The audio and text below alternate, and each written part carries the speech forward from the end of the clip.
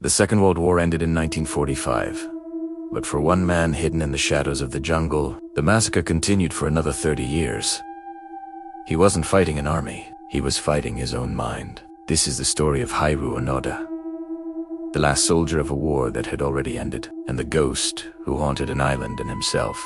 In 1944, the Japanese Empire was in decline. Defeat seemed inevitable.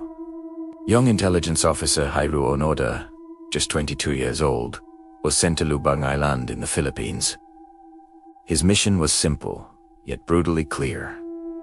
Never surrender. His superior, Major Yoshimi Taniguchi, uttered words that would seal his fate.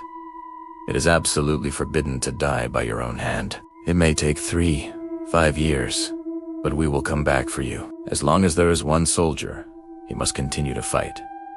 This order, laden with an almost religious weight, became the anchor of his existence, a promise and a curse. Japan surrendered in 1945, but Onoda, imbued with an unwavering sense of duty, refused to hear the final bell of war. For him, the battle was far from over. It was just a more insidious phase, an enemy tactic to test his resilience. The descent into madness began subtly but deepened with each year of isolation. Allied planes flew over the island, dropping leaflets with news of the war's end, photos of his family begging him to come home. But Onoda's mind, trained for military intelligence and hardened by the doctrine of neighbors, distorted every piece of evidence. He saw the photos as crude montages, the news of the war's end as cunning enemy propaganda, an American trap. Every attempt at communication was interpreted as a ploy, every radio message, a coded transmission from the enemy. The jungle, once a strategic refuge, became a labyrinth of distrust,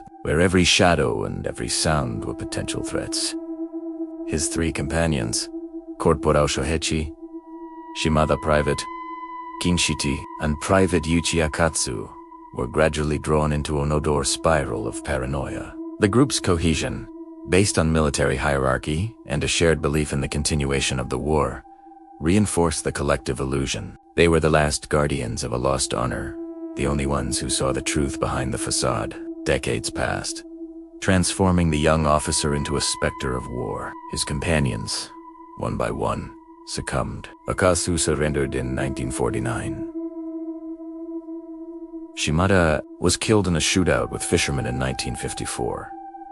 Kozuka was shot down by Filipino police in 1972. Eventually, Onoda was completely alone, the last link to his distorted reality.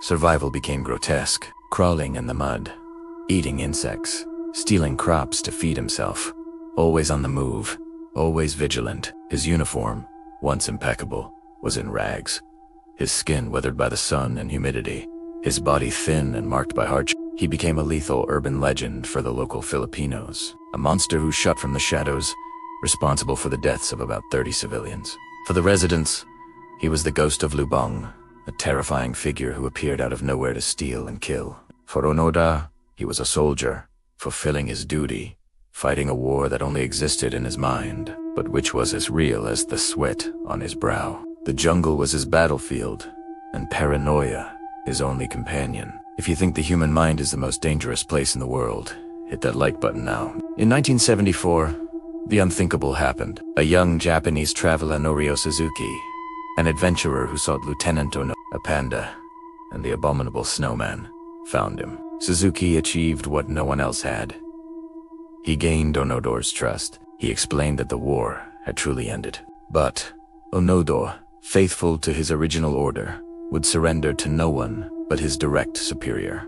The Japanese government located Major Yoshimi Taniguchi, the man who had given Onoda his mission almost 30 years earlier. Taniguchi, now an elderly civilian, flew to the island, wearing a suit, to give Onoda the official order to retreat. It was the devastating moment when Onoda finally realized the truth. The war had ended almost 30 years ago. His companions had died in vain. He had wasted his youth, his life, and killed innocents for a war that did not exist. He cried uncontrollably, tears washing away decades of dust and delusion, the illusion crumbling around him like a The honor he had so fiercely defended transformed into a personal and collective tragedy. The story of Hiru Onador is a dark and disturbing reminder that the greatest prisoner of war is not the one captured by the enemy, but rather the one who builds his own cell within his mind, imprisoned by blind duty and a distorted reality. It is a testament to the power of indoctrination, human resilience, and the fragility of perception. Subscribe to the channel for more stories where war destroys the human mind.